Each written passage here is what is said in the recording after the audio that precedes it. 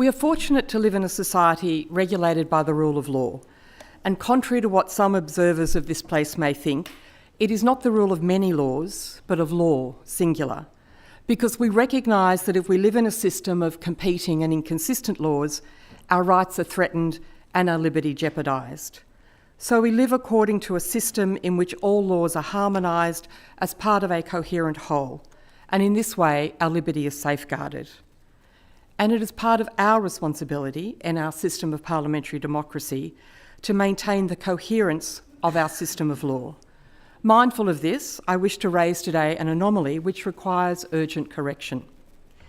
We recently passed legislation, the Equality Legislation Amendment LGBTIQA+ Bill, which will facilitate the use of overseas commercial surrogates. In debate on that bill, we acknowledge the slavery risks for women inherent in this practice. We recognise the health and other risks inherent in commercial surrogacy, but we still passed that bill. Last week, we also passed the Prevention of Cruelty to Animals Amendment Puppy Farming Bill.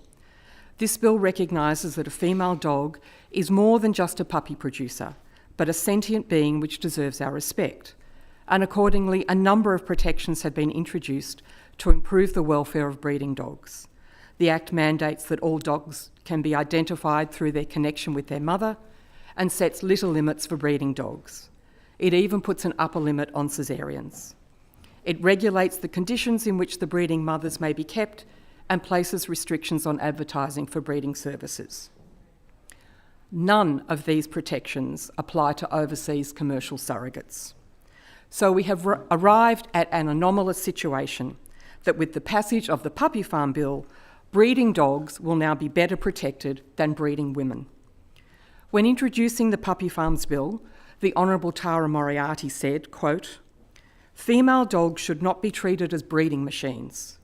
They deserve to live healthy, fulfilling lives, and this provision ensures that they are not subjected to excessive reproductive demands. The same is surely true for women, whether they are overseas or living in Australia. It is right to take steps to protect the welfare of dogs. Why are we not also extending the same level of care and protection to women involved in commercial surrogacy? Women with no limits on caesareans, whose connection with her child can be completely erased by a parentage order, who have limited autonomy over their own bodies during their pregnancy, and with no advertising limits or controls. And there are no litter limits for commercial surrogates. We know that many women are trafficked into slavery in surrogacy. Our own Anti-Slavery Commissioner has told us of 100 women in one Greek clinic alone. And these women now have fewer rights than our breeding dogs.